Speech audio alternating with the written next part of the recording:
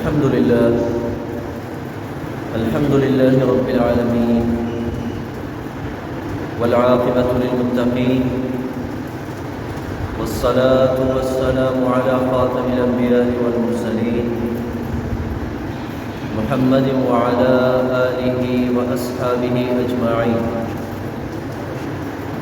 أما بعد، فأعوذ بالله من الشيطان الرجيم.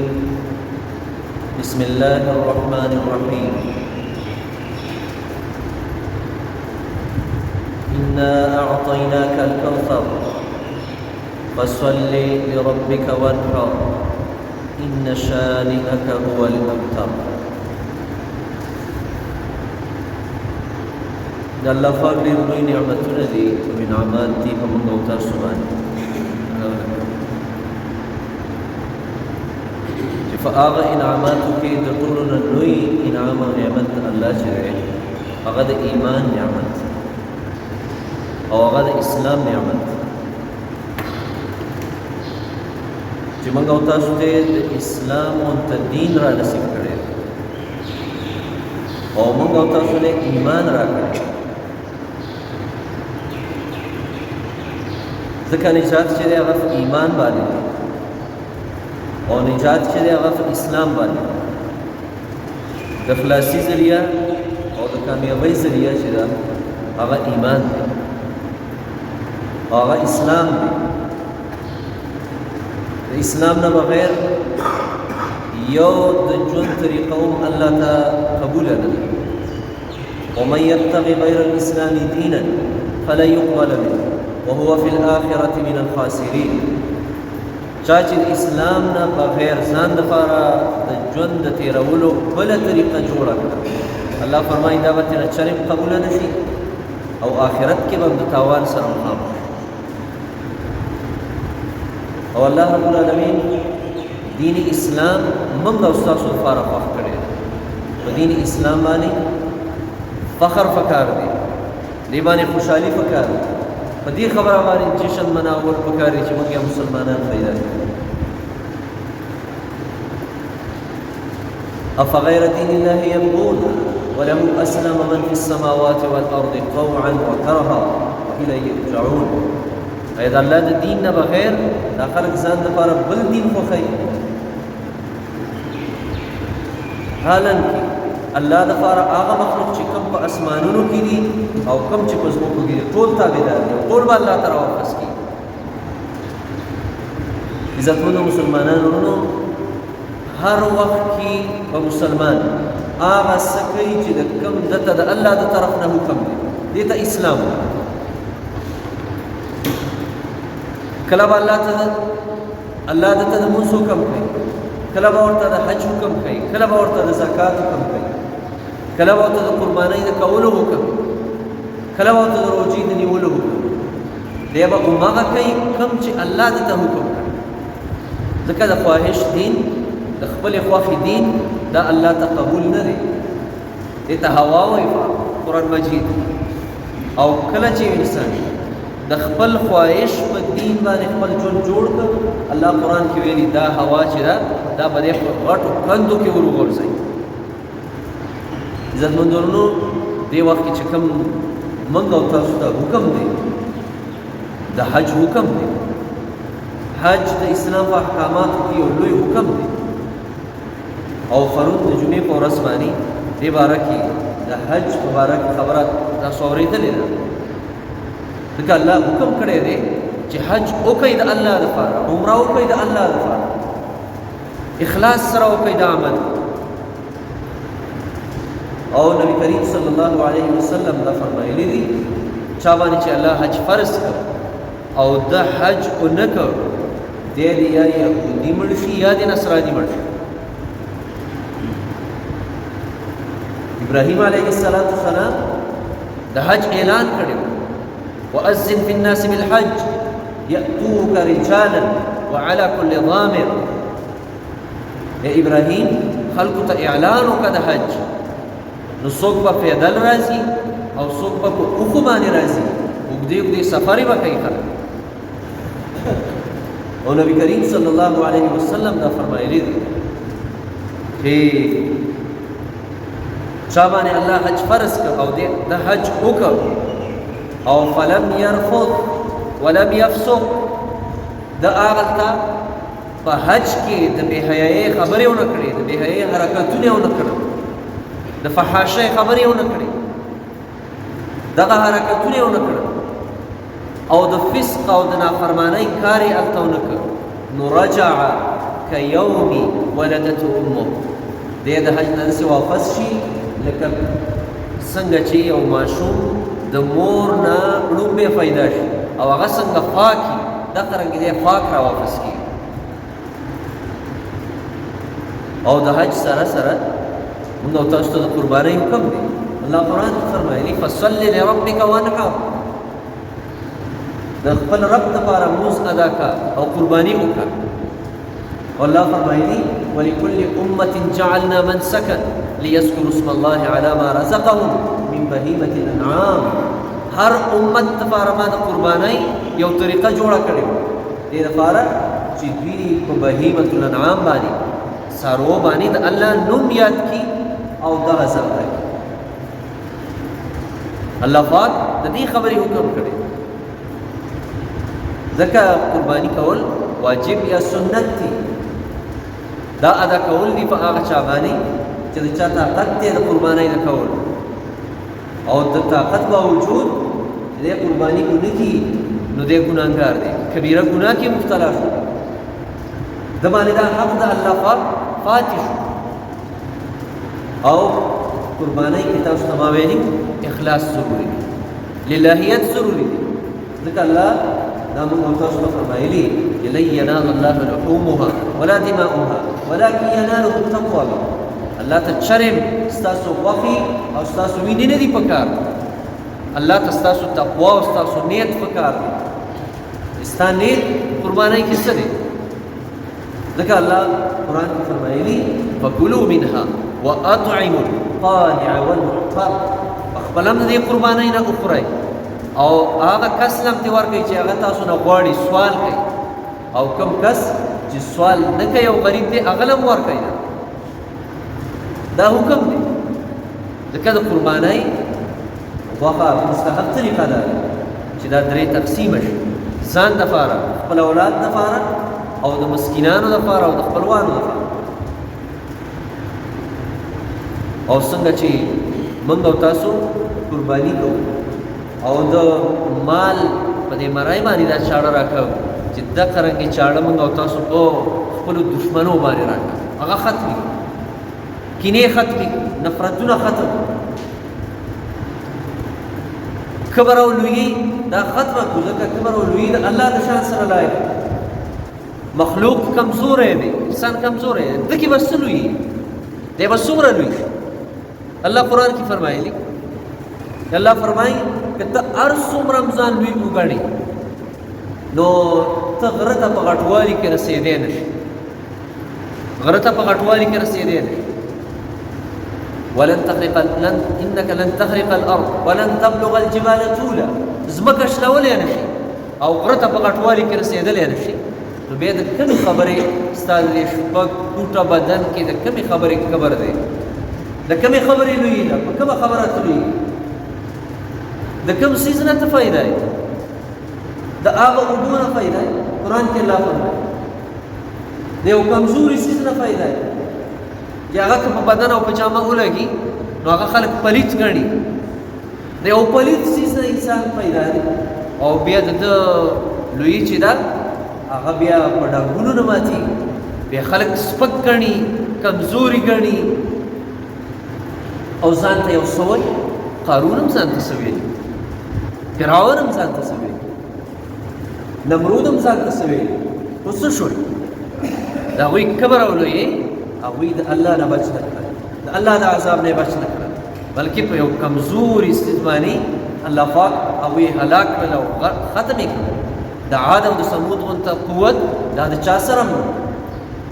او هغه قوتونه الله فرمایي دې قوتونو دوی له هېڅ فایده ورنه کړه او الله موږ او تاسو ته فرمایلی دي چې دا اوسني خلک چې دي وما بلغوا معشار ما اتیناهم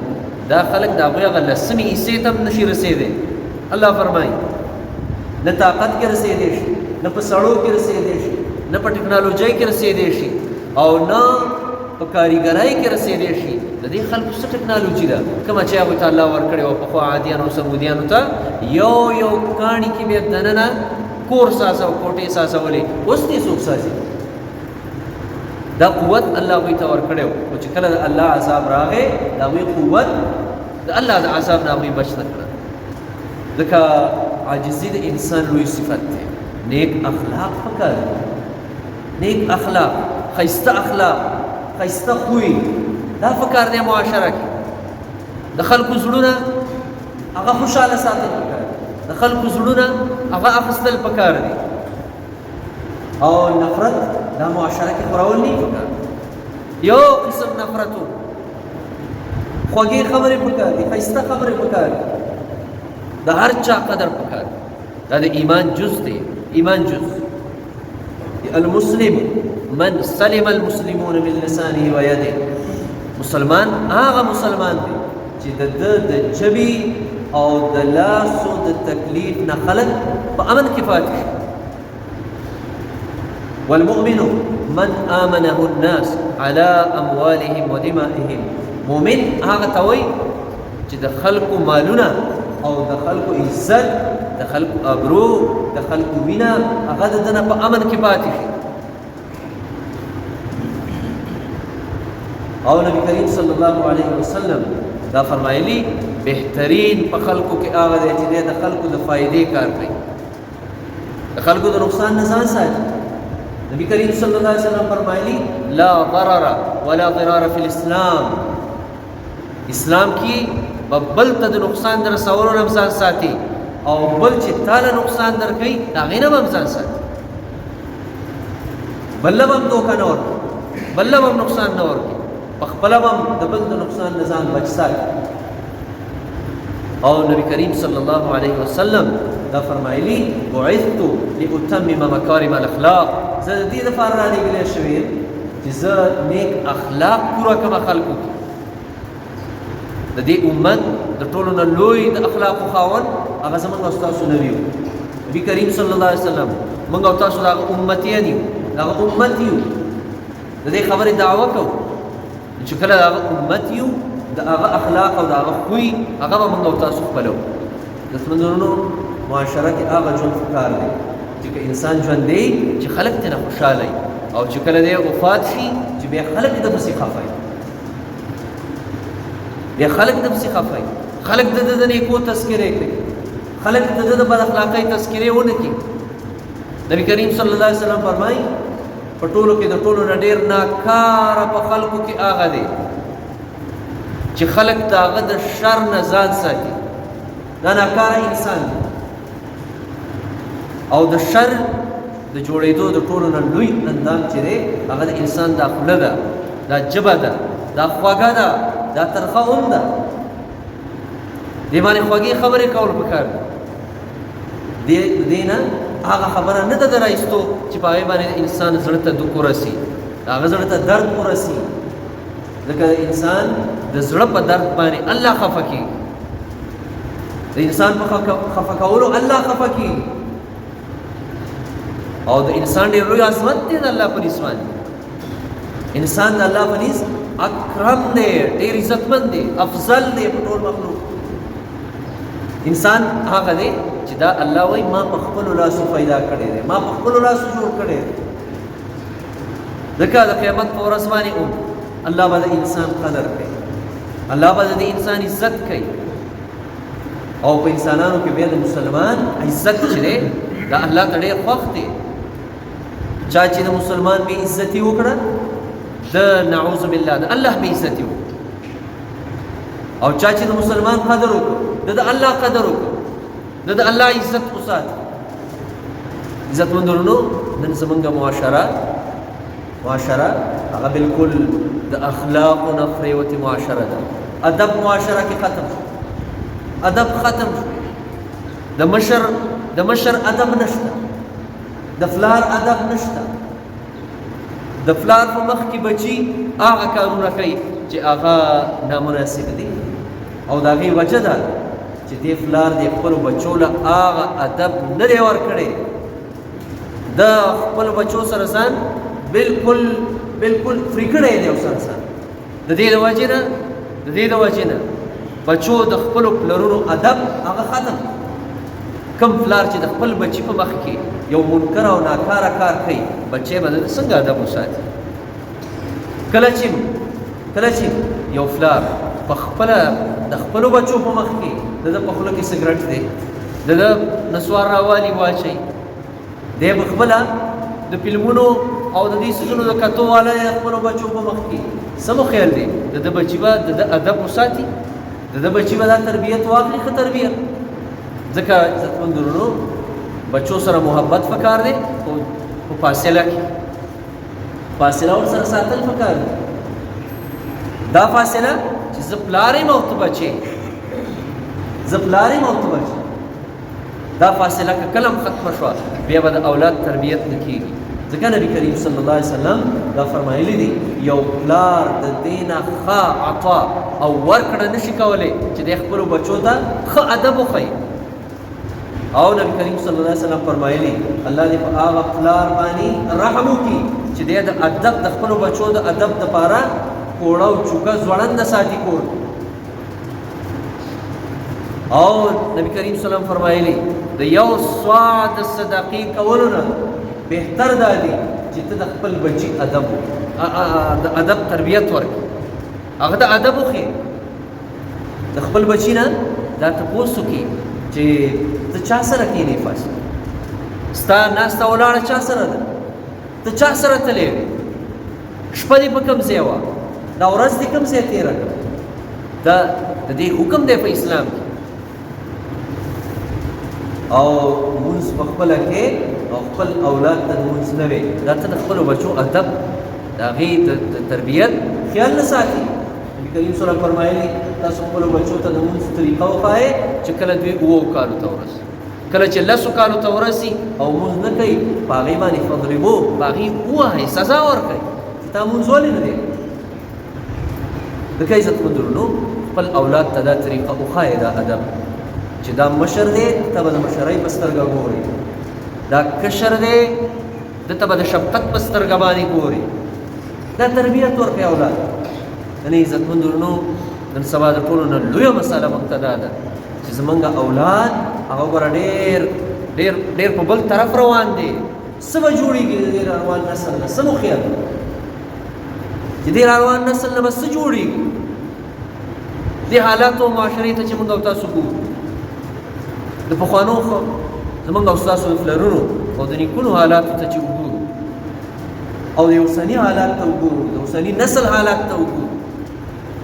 نو دا دی ډېر افسوسناک حال دی ډېر افسوسناک. او دا تربیت دا یې موږ او تاسو په خپله خراب کړی عزتمند ورونو دا هغه ورځ ده چې په دې باندې الله د معافۍ اعلان ګوره هغه چا ته معافي نشته دی چې د چا په زړه کې کینه وي بغضای کینه وي. الله رب العالمین ملائکو ته وایي دی پرېږدئ دی د معافۍ په لیست کې مه راولئ لکه د ده نوم مه لیکئ زړونه پاک کړئ ځکه نبي کریم صلی الله فرمایلي دې بدن کې دا یو ټوکړه ده که دا ټیک وه ټول بدن ټیک دی که دا ټیک نه وه نو ټول بدن هغه او ټول اندامونه هغه به دې خراب وي بس الا وهي القلب. نبي کریم صلی الله فرمایل هغه زړه دی زړه د نفرتونو نه پاک کړئ دا خیریه لرې کړئ د دې زړه نه. په یو صف کې په یو جومات کې چې دا د امن او د محبت ځای دی زموږ او ستاسو جوماتونه د نفرتونو نه ډک دي مسلکي نفرتونه پکې موږ جوړ کړي